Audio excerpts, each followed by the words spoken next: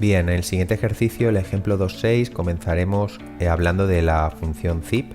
La función zip me permite pasarle como parámetros objetos iterables, y lo que haría sería generar una tupla, ¿de acuerdo?, donde se combinan esos elementos iterables que yo le voy a pasar. Vamos a ver el primer ejemplo que os va a quedar muy claro. Definimos la variable vehículo a la que asignamos una lista manual de números enteros, ¿de acuerdo? El 1, el 2 y el 3. Después definimos la variable marca a la que asignamos una lista, esta vez de cadenas, ¿de acuerdo?, de marcas de coches. Después definimos la variable c y ahora viene el uso de la función zip. En esta asignación, si veis la expresión de la derecha, ¿qué ocurre? Pues que a la función zip la llamamos y le pasamos la variable vehículo, que es un iterable, es una lista, y le pasamos también otro iterable, que es la lista marca. ¿Y qué es lo que va a hacer la función zip? Pues me va a generar una tupla, ¿de acuerdo?, de pares de elementos, ¿de acuerdo? Y el principio de esa tupla lo vamos a almacenar en C.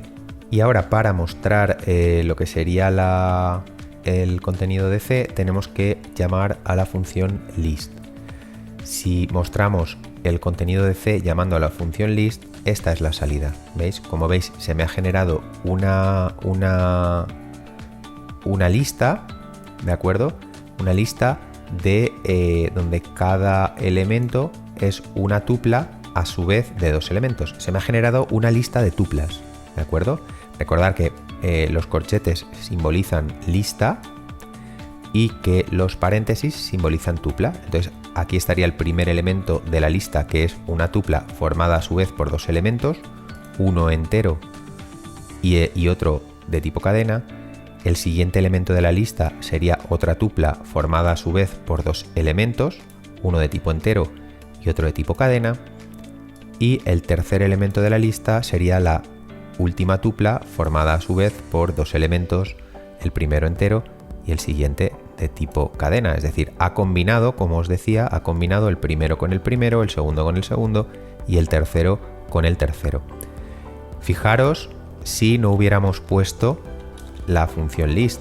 Si tratamos de imprimir, ¿de acuerdo?, el valor de C directamente, mirad lo que aparece. Nos dice que es un zip object, un objeto zip, y nos muestra una dirección de memoria.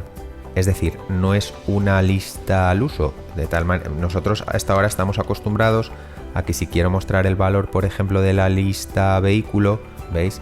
Aquí se me muestra el 1, 2 y 3 directamente. No necesito poner list de vehículo, pero es que la lista que genera la función zip es una lista de tipo zip, podríamos decir, ¿de acuerdo? Siguiente ejemplo, usando también la función zip y un bucle for, podemos iterar dos listas en paralelo. Continuando con el ejemplo de los vehículos y de las marcas, ¿de acuerdo? Generamos, hasta aquí las instrucciones son iguales, se genera otra vez la función C, y ahora mirar, con un for que tiene dos variables, ¿de acuerdo?, separadas por coma, las variables num y test, lo que vamos a hacer es recorrer, ¿de acuerdo?, la lista C. Como C es una lista cuyos elementos son tuplas y cada una de esas tuplas tiene dos elementos, pues entonces digamos que va a ir recorriendo la lista y en cada iteración tanto num como test van a tomar los valores de cada una de las tuplas. Así que si mostramos la variable num y la variable test en cada iteración, fijaros cuál es la salida. En la primera iteración, vehículo tendrá el valor 1 y marca SEAT. En la siguiente iteración, vehículo tendrá el valor 2 y marca el valor Ford. Y en la tercera, pues vehículo el valor 3 y la variable test el valor Renault. Es decir, hemos recorrido dos listas paralelamente, dos listas a la vez. Bien, más ejemplos de uso. Definimos una variable números a la que vamos a asignar una lista manual de dos números enteros. Después la variable español. Por cierto, el uso de la ñ no lo he dicho, pero creo que Python sí que la admite, pero los lenguajes de programación generalmente suelen tener problemas con la ñ, ya sabéis, porque pues bueno, utilizan o digamos que están desarrollados siguiendo una notación anglosajona y demás. Entonces, para evitar este problema no utilicéis la ñ, porque igual aquí no falla, pero sí que hay compiladores en los que puede dar problemas. O a lo mejor os ejecuta bien, pero luego pues no detecta a lo mejor bien esa variable, se generan resultados no esperados. En fin, en definitiva, no utilicéis la letra ñ y ya está. Bien, entonces definimos una variable español y le asignamos también una lista manual de, en este caso, 2 elementos de tipo cadena. Lo mismo con la variable inglés y lo mismo con la variable francés. Y ahora, utilizando la función zip y pasándole esas 4 listas, ¿de acuerdo?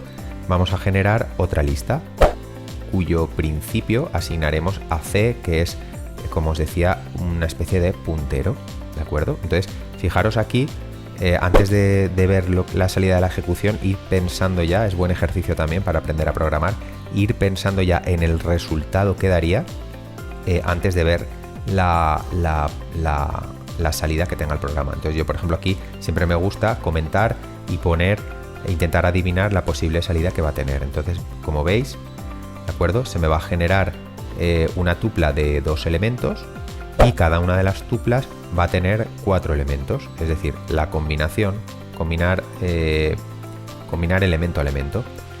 Bien, y ahora voy a utilizar un bucle for donde con 4 variables n, e, i y f voy a ir recorriendo esa lista de tuplas y en cada iteración pues voy a leer, ¿de acuerdo? Para mostrar el valor de los elementos de cada tupla. Así que si veis, esta sería la salida, ¿de acuerdo?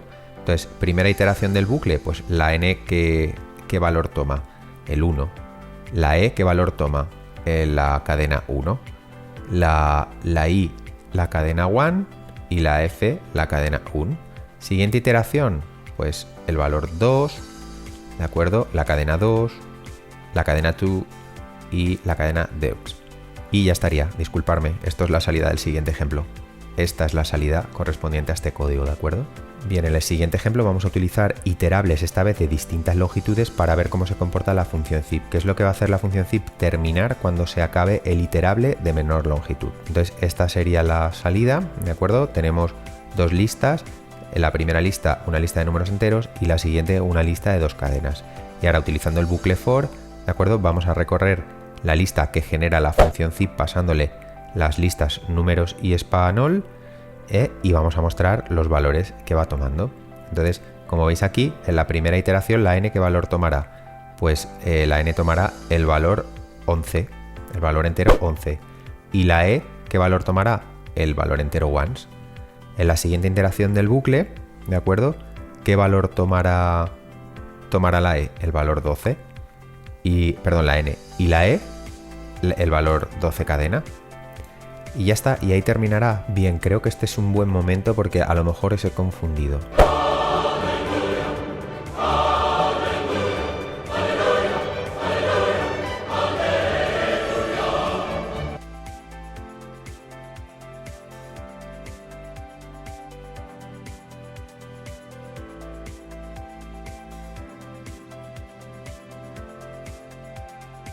Zip lo que genera es un puntero al principio de la tupla, es decir, zip generaría, por decirlo así, en memoria, la función zip generaría, en este ejemplo, generaría esto, es decir, una serie de tuplas, en este caso de un solo elemento, porque le hemos pasado una única lista, que es números, ¿de acuerdo? Generaría esta serie de tuplas en memoria y devuelve una dirección de memoria que tenemos que almacenar, porque si no la perderíamos, ¿de acuerdo? En este ejemplo, lo que sería esta, no quiero decir lista de tuplas, porque es que entonces os lío. De momento no es ninguna lista. De momento llamémosle sucesión de tuplas, ¿de acuerdo? Esta sucesión de tuplas, yo tengo que hacer algo con ella. Por ejemplo, en ejemplos pasados, yo se la asignaba a una variable c para no perderla, esa dirección de memoria. Entonces, Cuando digo dirección de memoria sería, imaginaros aquí, en el principio de esta sucesión de tuplas. Entonces, en este caso, esa sucesión de tuplas se la paso a la variable list, perdón, a la función list. Y la función list lo que va a hacer es esa secuencia de tuplas, ahora sí que las convierte en una lista de tuplas. Ahora sí que es una lista, ¿de acuerdo? Entonces, cuando mostramos ZZ, por eso vemos los corchetes. Ahora ya sí que tenemos en memoria un objeto lista, y esa lista contiene una serie de elementos que cada uno de ellos es una tupla de un único valor. ¿De acuerdo? Creo que ahora sí que me he explicado bien, porque antes el decir una lista de tuplas es una manera de hablar, pero es que en Python lista es un objeto y tupla es otro objeto. Entonces es una manera de hablar de decir, ay, mira, tengo una lista de elementos. ¿De acuerdo? Entonces creo que os podía estar liando mi forma de hablar. Disculparme, porque ya os digo, estamos utilizando aquí un lenguaje técnico y así tiene que ser. Bien, también existen unas estructuras de datos que se llaman diccionarios, que ya veremos en el siguiente, creo que es la siguiente sesión. El caso es que como estamos ahora utilizando la función zip, que sepáis que también podemos recorrer esas estructuras de datos. ¿De acuerdo? ¿Veis cómo os he puesto aquí en el comentario? Funciona con cualquier elemento iteral, ¿de acuerdo? No solamente con listas, que es lo que estamos viendo, ni con rangos. Recordad que para crear un diccionario, pues nada, al nombre de una variable le asignamos la expresión entre corchetes y luego recordar que en los diccionarios cada elemento en realidad son parejas llamadas de clave valor, ¿de acuerdo? Entonces mirar este ejemplo. Vamos a definir la variable dicEsp, ¿de acuerdo? El primer diccionario, y creamos un diccionario manualmente. Primero las llaves, y entre las llaves vamos a poner la primera pareja 1, 2 puntos, cadena 1, es decir, el valor entero 1 sería la clave y la cadena 1 el valor, coma, siguiente elemento del diccionario, pues otra pareja clave valor, coma, y el siguiente elemento del diccionario otra pareja clave valor. Bien, la siguiente variable, igual vamos a crear una variable dicenv, ¿vale? A la que asignamos manualmente este diccionario, ¿vale? Que tiene pues también 3 elementos, la primera pareja clave valor, la segunda y la tercera. Y ahora utilizando un bucle for vamos a definir dos variables a y b, y vamos a recorrer, ¿de acuerdo? Pasándole los dos diccionarios que tenemos, vamos a recorrer esa sucesión de tuplas que me genera zip, ¿de acuerdo? Y a ver qué se muestra. Como veis, he recorrido, en A y B se han ido almacenando los valores de las claves 1 y 100, 2 y 200 y 3 y 300. En el siguiente ejemplo vamos a utilizar otra función, que es la función items, que lo que haría sería, nos permitiría acceder a la clave y al valor de cada elemento, porque de nada nos sirve recorrer un diccionario para acceder solamente a su clave cuando a lo mejor lo que nos interesa son los valores. Y esta es la salida del siguiente ejemplo. Entonces, como veis, for, y ahora tenemos que definir parejas de clave valor. Entonces, for k1 y v1 entre paréntesis, coma, k2 y v2 entre paréntesis, y ahora sí, vamos a recorrer la sucesión de tuplas que genera zip. Y ahora cuando la mostremos, como veis, sí que vamos a poder mostrar las parejas clave valor. Entonces, en la primera iteración del bucle, pues como veis, la primera key es 1, después su valor, que es la cadena 1, la segunda key sería el 100 y su valor, que sería 1, en la siguiente iteración del bucle la key es 2 y su correspondiente valor la cadena 2, 200 y 2, y para la última iteración del bucle pues esta sería, es decir, que ha ido combinando también ambos diccionarios, ¿de acuerdo? Los ha ido combinando y bueno, como son de la misma longitud no ha habido mayor problema. Bien, a ver el siguiente ejemplo, otro uso distinto de la función zip. Tenemos una variable, llamémosle lista de tuplas, a la que vamos a crear manualmente una lista, esta vez sí, una lista de tuplas. Como veis, esto es una lista que tiene 3 elementos, que cada uno de ellos es una tupla, que a su vez tiene 2 elementos, el primero entero y el segundo de tipo cadena. Si ahora mostramos la variable lista de tuplas y su tipo, ¿de acuerdo? Pues bueno, esta es la salida. Hasta ahí de acuerdo. Vemos que el objeto lista de tuplas es un objeto de la clase lista y este que sería su contenido. Bien, ahora definimos dos variables a y b y le asignamos, ¿de acuerdo?, el resultado de llamar a la función zip pasándole, ¿de acuerdo?, el valor lista de tuplas anteponiéndole un asterisco. Y esto es lo que se llama un unpacking, ¿de acuerdo? Vais a ver con el mismo ejemplo qué es lo que hace y así sacamos conclusiones. Si ahora muestro el valor de A, vemos que el valor de A, ¿de acuerdo?, sería la combinación, por decirlo así, de los primeros elementos de cada tupla, es decir, 1, 2 y 3. Y aparte vemos la clase de A, es decir, A es un objeto de tipo tupla. Es decir, ¿qué me ha hecho la función zip aquí?